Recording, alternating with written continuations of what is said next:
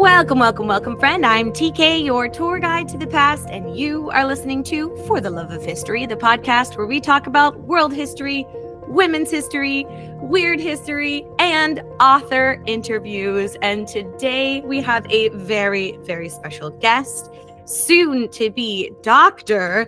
Jasmine Brown, a Rhodes Scholar and author. I already said that already, but she's such a good author. I'm going to say it 2 times so that you know for sure. So today we have Jasmine with us. Thank you so much for joining us today, Jasmine. I really appreciate it. Thanks so much for having me. I'm really excited to be here. Of course. Yeah, we're excited to have you. So today we are going to talk about Jasmine's book that she wrote mid-pandemic. And it's a really funny story of how I found her book. I was looking on bookshop.com just to see what new books had been released or what books were upcoming. And the first thing I saw was the very beautiful purple cover. I was like, ooh, purple. And then I started reading about her book and immediately went and bought it.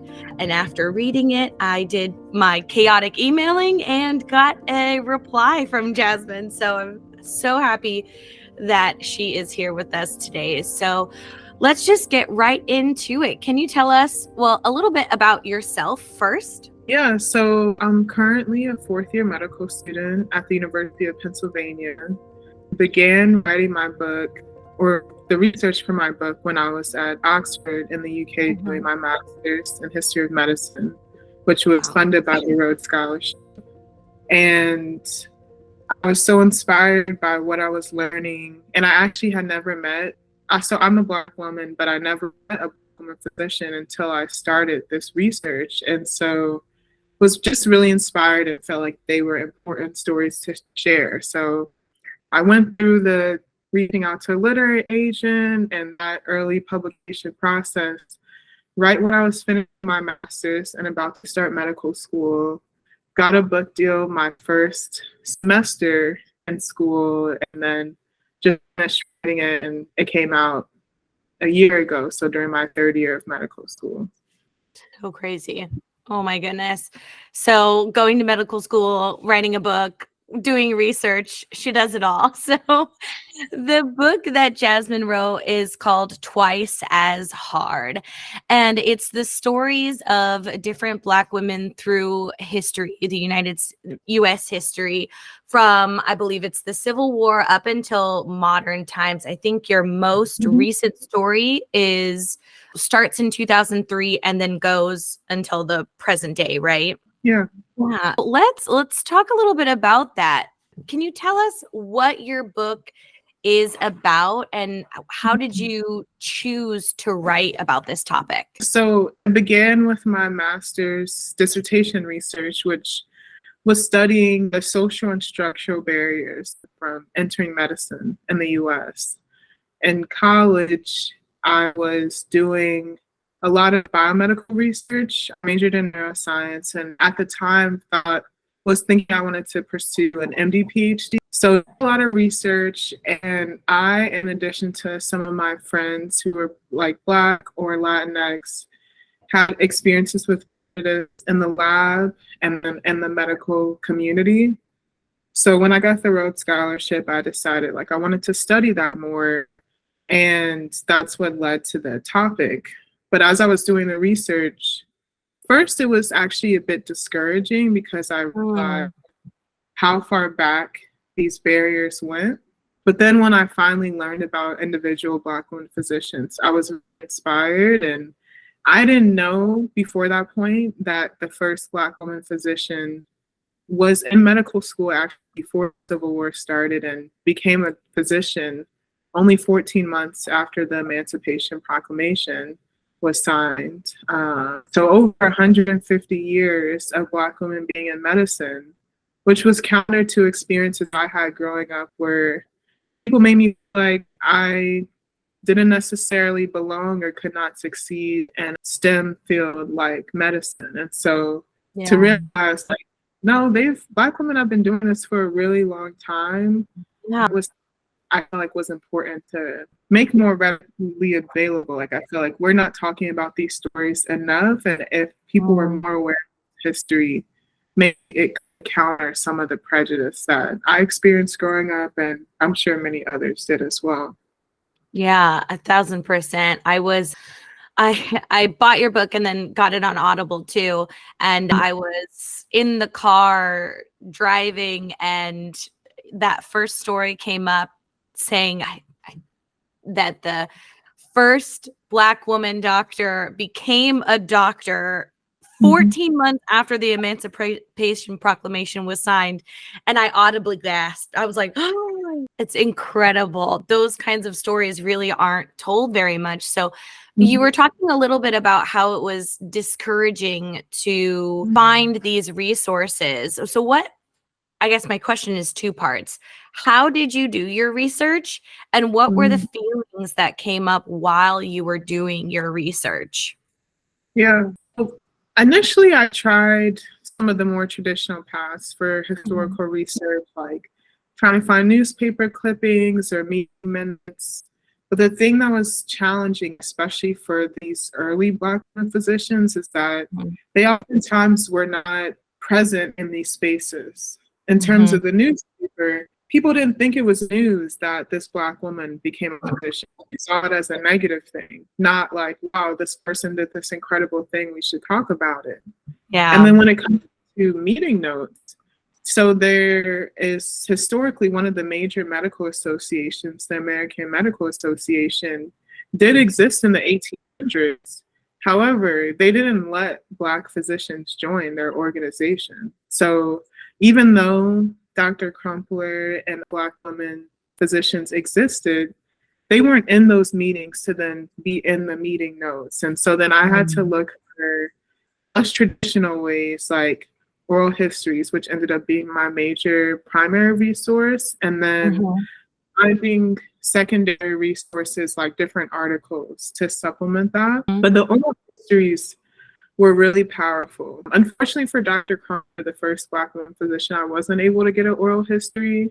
There's very limited information about her, and for a while, historians didn't even realize she was the first Black woman physician. They had given that title to someone else. Yeah, Dr. Rebecca Cole, who was the second, so they weren't far off, but they didn't realize that this person was the first. And so the main primary resource I had from her was a book that she had actually written, and she wrote a little bit about her life in the preface, even though the majority of the book was trying to give medical advice to mothers how to take care of themselves and their children. But for the other women, I found oral histories, there were transcripts for all of them. Some also had audio and even video that accompanied it. Oh my God. And having that, like particularly the audio, was really powerful for me.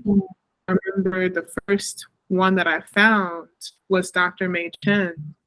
She was born in the late 1800s, I think 1896, exactly where she was born, maybe Virginia, but she was speaking about her life in this oral history, because that's basically what an oral history is. A person is interviewed about the arc of their life, and so listen to this woman talk about her experience and her journey through medicine. And she had passed away decades ago. She was just right there talking to me, like she could have been on the phone telling me about her experience. And so that was really moving for me emotionally. I think, as I mentioned, like seeing some of the challenges that they went through was discouraging or made me feel sad, but I felt so inspired by their ability to persevere, have triumph, and be really successful and impactful in their career despite that. So they were really like role models for me. That's incredible. I can't even imagine that's like the closest thing that we have to time travel is listening to those oral histories of people like so long ago. That must have been a really powerful experience. That's so amazing.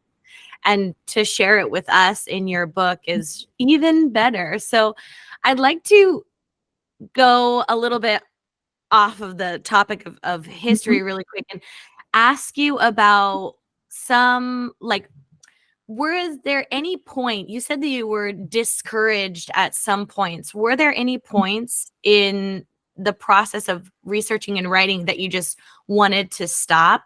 I know at the beginning of your book, you talk about an experience that you had with the lab card, like the key card, and that kind of kicked off this whole thing. So were there any experiences like that that kind of brought you back into your shell or made you want to stop at any point? So that part where I spoke about a senior researcher being questioned if I was supposed to be in the lab, that was a really difficult part for me to write about, since it was emotional and vulnerable side of me. So even was at the beginning, I actually procrastinated a lot with writing that part. Really? And like I knew that I wanted to write about it, but I just was like, I'm gonna let it simmer and sit in my mind before I can really put it down on paper. But in terms of, I think that not necessarily that experience. I did have friends that I knew in medical school who were like questioned, for example, mistaken as being janitors, like one more like extreme example, which is pretty wild and would, if it had happened to me, I would probably feel really out of place or feel like I didn't really belong. But I think in terms of the writing itself, the main time where I was hesitant was actually in the beginning. Like I was feeling like, okay, like I really want to share this in some way. First thought about writing it in academic journal articles because that's what I was used to. Yeah. Decided, no, I want this to be more accessible to the public and that would be easier to get as a book. But I had a lot of doubts on, can I write something that long about, especially about one topic? Am I a good enough writer to write a book? And then like, would anyone even care about this? Because what was really shocking to me when I was doing research was that there was very little literature that really studied the history of Black women physicians. And like I said, 150 years. So people have written about Black physicians focusing on Black men. They had written about women physicians focusing on white women. But since they touched this intersection so much, I question like, will anyone even care about this? And so that was kind of a mental block for me initially of like, should I actually try to get this published? Yeah. Will the only people read this be my family and friends just to be nice? Yeah. Or maybe they'll just get the book and never open it. But yeah, I had a lot of those thoughts in the beginning. But so I like started pitching my book to different literary agents and talking to them about it. They were really encouraging and excited about the book.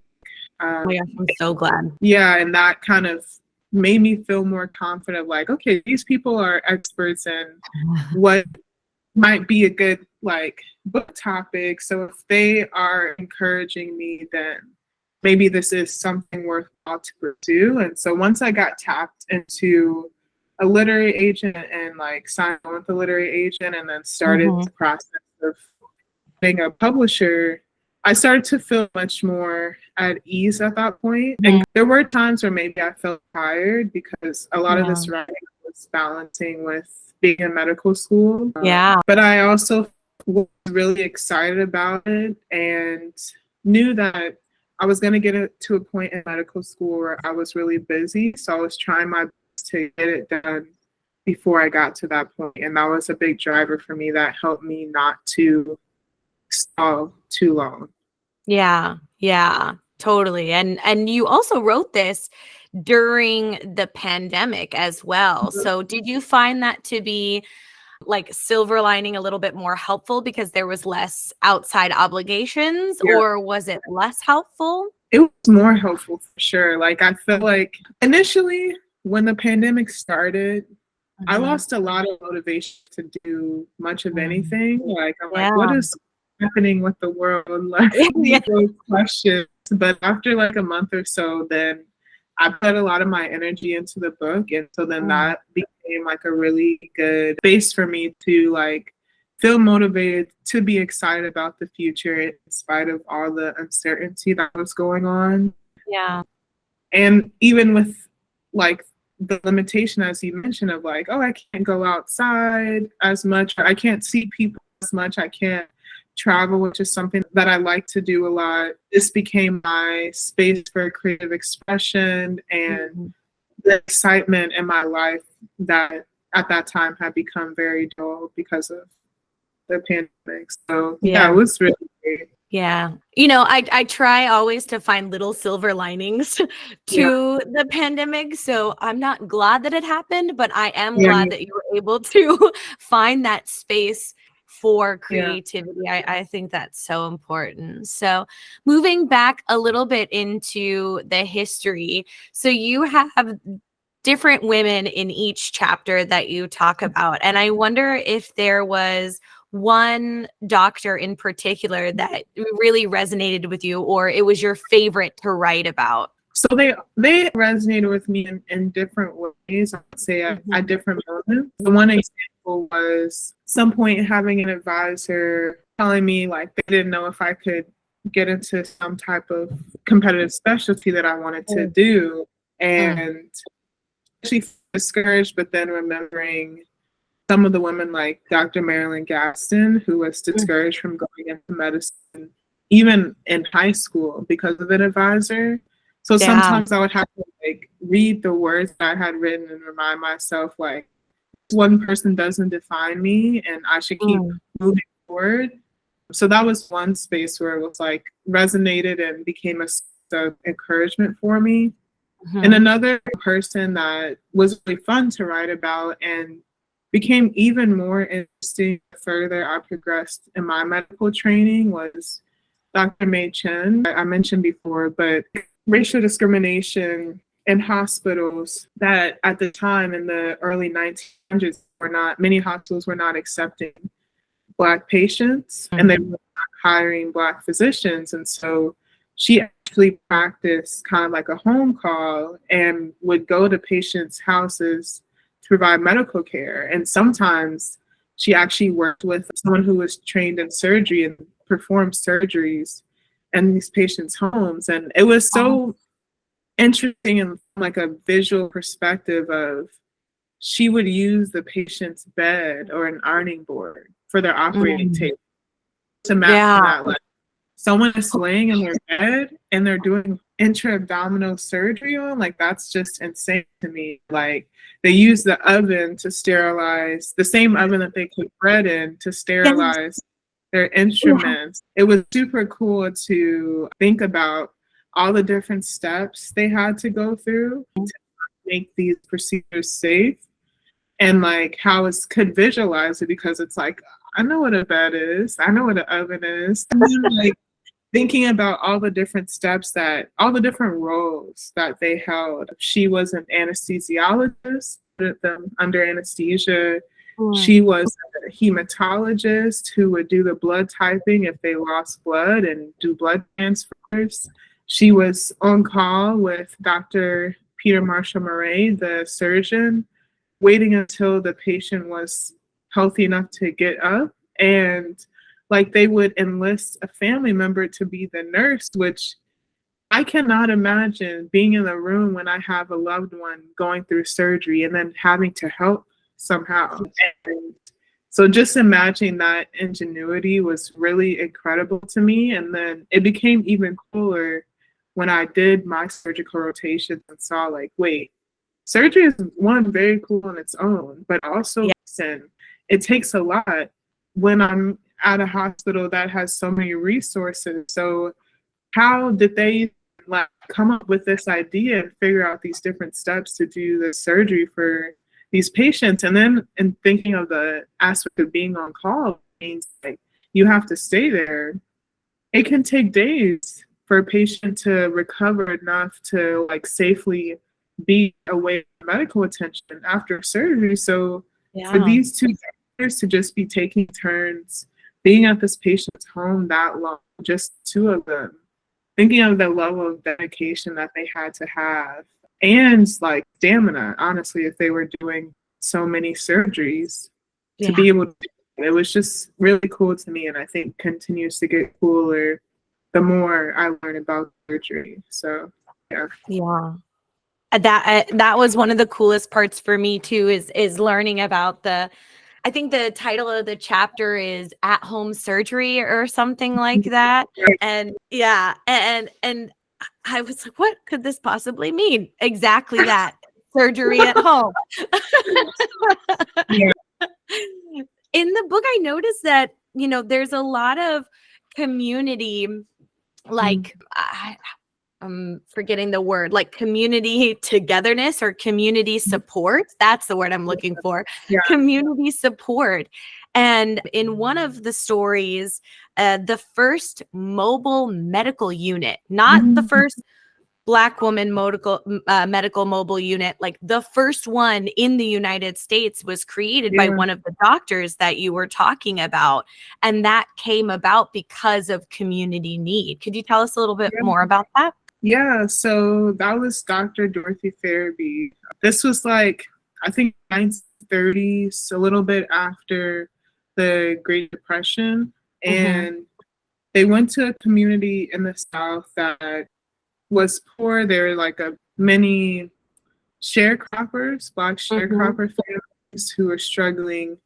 And initially their plan was, so Dr. Farabee and a group of other Black physicians, healthcare professionals, drove all the way from, in Dr. Farabee's case, I believe it was DC, down to, I think it was Virginia, and to provide medical care for these patients. And initially, it was this interesting dynamic to me because while they were sharecroppers, it almost sounded like some of the terminology made me think about slavery, of like the plantation owners were the ones who had to say how long these Black sharecroppers worked. And so the women to speak to the white plantation owner to get permission to set up these clinics. And initially they didn't want to because they're like, I don't want these Black women doing these clinics on our land. But eventually one of the men convinced the rest to let them do it. But so then they set up their clinics, they had their vaccines and everything, and nobody showed up. And so then they were able to speak to some people, some of the sharecroppers, and found out that the plantation owners would not let those Black sharecroppers leave the plantation to go get medical care. And so in response, the women were like, well, if they can't go to us, we'll go to them. And so then they packed up all of the medical materials in their cars, and then they went to each plantation giving this medical care. And that was really cool. And as you mentioned, it was the first US mobile clinic. And just thinking about how these women, when faced with adversity, they had to be really creative and persistent in order to achieve their goal of caring for their patients, and that leading to new things that end up being really beneficial for the country. Mobile clinics was something that was used during COVID, giving out vaccines, having the materials in cars so that they could access different communities more easily. And so that was really interesting to learn about as well.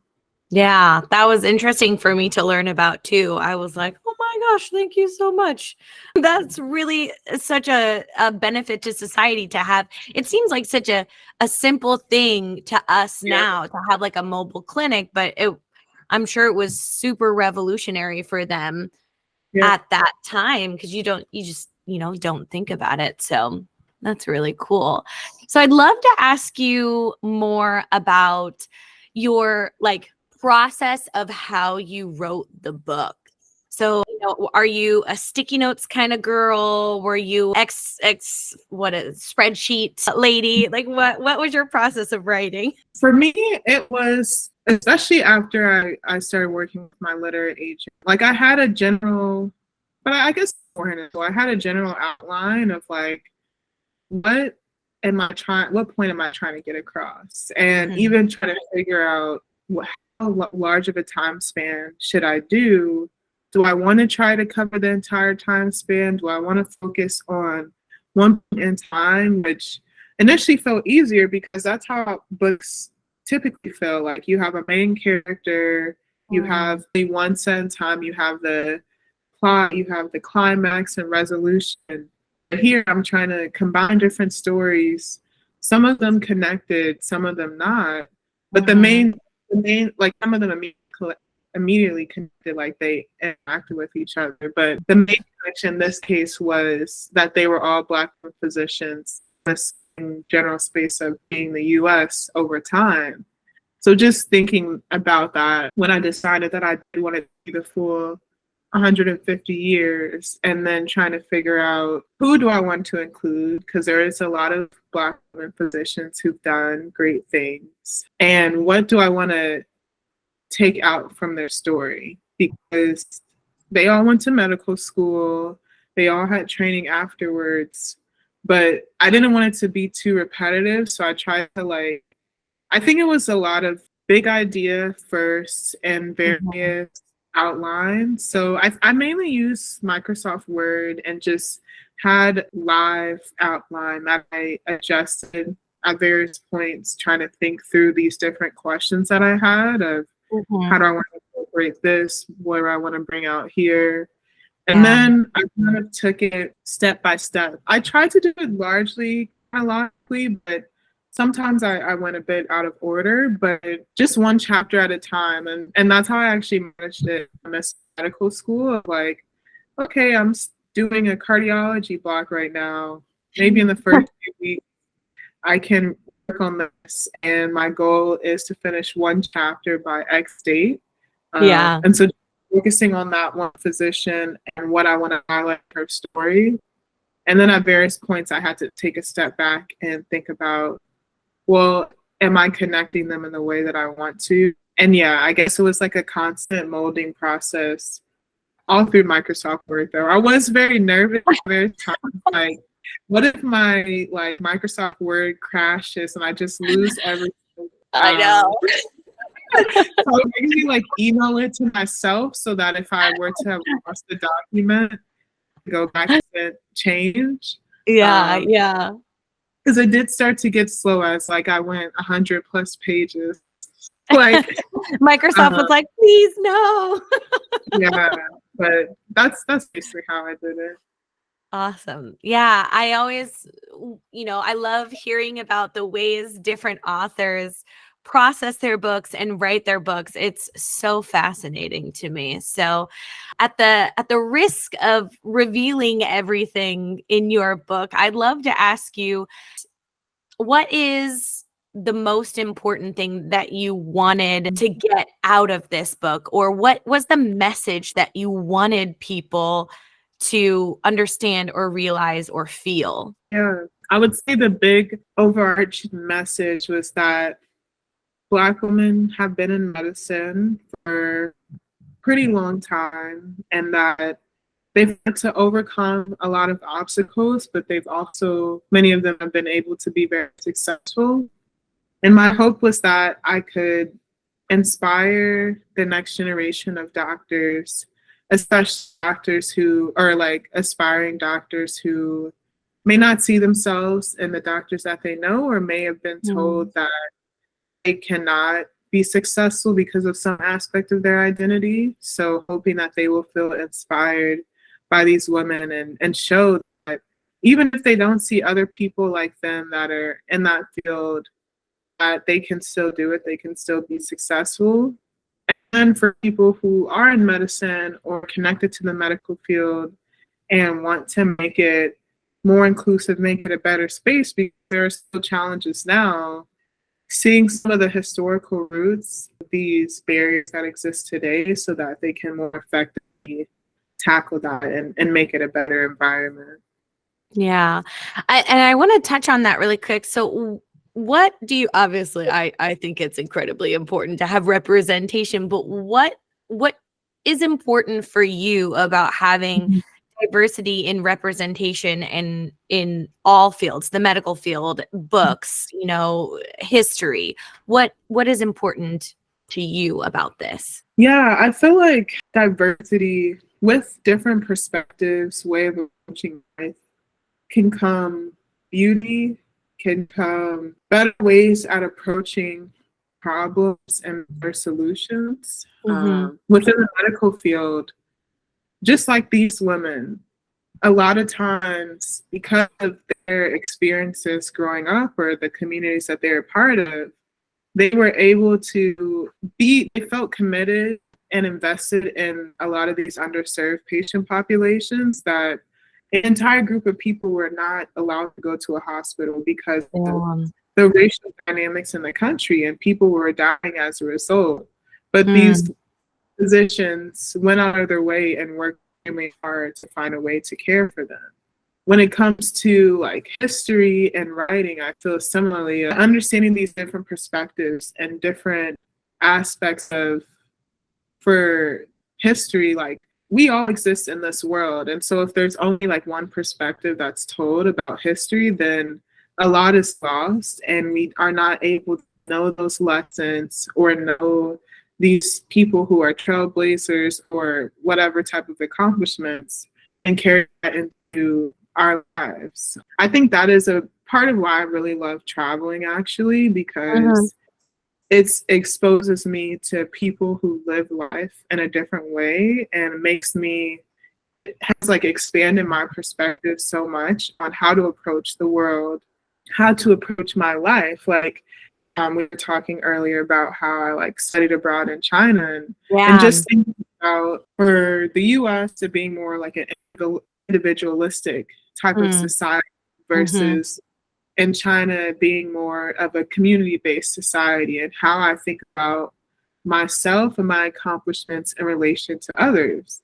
That's something like a really valuable perspective that, well, maybe I had a little bit before going there, by actually living there and talking to people who grew up there, it made me think about my life in a different way. And similarly with living in the UK, they have a different perspective on work and the balance between life and work. I remember someone, when I was there, they told me that in the US, if someone asks you who they are, say like, I'm a doctor, I'm a teacher, they'll say their profession compared to, in the UK, if they ask you who they are, they'll say, I'm a sister, I'm a mother. And it's exaggerated a little bit because I don't know if every person in the UK would say that. That perspective of like, I never questioned that before. Someone's asking me who I am, they're asking about my profession, but there's so much more to who I am. And when thinking about how I approach life, how do I want to balance those things and what can give me the most joy? Do I want to be in the hospital 24/7? Do I care about seeing my family and engaging with other people in the world, enjoying the beauty of the world? And so I feel like for me, by having those diverse perspectives, my life has been enriched. And when I think of professions and like whether it be medicine, history, literature, having those diverse perspectives can really add a lot to the people who are engaging in it. Yeah. I completely agree, Jasmine. That was a beautiful way to end the episode. Thank you so much. This book I cannot recommend highly enough. Twice as Hard, the stories of Black women who fought to become physicians from the Civil War to the 21st century. An incredible book, and I was going to ask you for a final message, but that final message was perfect. Why mess with perfection? If it's not broke, don't fix it. So thank you for joining us today, Jasmine. I would love for you to tell the folks where they can find you, where they can find your book, and anything else you're working on right now. Yeah, so you can find me either on my website, which is jasminebrownauthor.com. My Instagram is the same handle, so Jasmine Brown Author. And my book, anywhere that books are sold, so Bookshop, Amazon, Barnes and Nobles, etc. Yeah. Awesome. And I will be putting all of those links to the social medias, the places that you can buy books, everything will be in the show notes and on all of the social medias. So once again, Jasmine, thank you so much and good luck. You're so close to being Dr. Jasmine Brown. We're sending you all of the good thoughts, all of the relaxing things that we can send to you so that you don't burn out at the very end. Again, thank you so much, and I will see you in the outro. Thank you. Thank you once again to the wonderful Jasmine for coming on and talking to us about her book, Twice as Hard. I highly recommend putting this on your to be read list. You can get it as an audiobook, which is the way that I read it. But if you are a physical book baddie, you can go to any of your local bookstores to find it or request it at your library. I will put all of the information in the show notes. Oh my God. In the show notes to find where you can purchase her book, Twice as Hard. If you enjoyed this episode, please let me know by leaving a rating or review, or both. That's one of the best ways to tell the algorithm gods that you like this podcast and you think that other people should be listening to it too. My new goal this year is to reach 200 reviews. We're at about the 120 review mark right now, so by the end of the year, I would really like to make it 200. So if you haven't left a rating or a review yet, now is the perfect time. If you'd like to support the podcast in other ways, you can also tell me what you think of this episode or any individual episode using Spotify's Q&A feature. You can also go over to Patreon and join us there for some extra special history goodness. We have a Discord now that you can join us at and discuss the episode with other history BFFs. And if anything new or exciting happens, Patreon members are always the first to know. They get ad-free listening and early releases on episodes, and a new series is coming out on Patreon only. It's a Patreon exclusive, so head on over there for just $2 a month, which is less than a couple cents a day. Then you can help For the Love of History keep on going and growing. You can also head on over to the merch store and get some official History BFF gear. We now have stickers. If you would like some stickers, you can head on over to our sticker store. And finally, I just want to say thank you to everyone who tuned in to the live recording of the 4th anniversary episode of For the Love of History podcast, and thank you to everybody who has subscribed over on YouTube. If you haven't, go on over there, subscribe. It's so fun. We have a wonderful time over there. You get to see all my weird facial expressions, and the bloopers at the end are they're just really the icing on the cake. But with that, I will bid you adieu and tell you to take a drink of water right now, a little sippy, because your body deserves love and hydration. Do something that makes you happy this week. And with that, I will see you next week when we talk about hysteria. That hysteria, friend, and other medical quackery. Okay, see you later. Love you. Bye.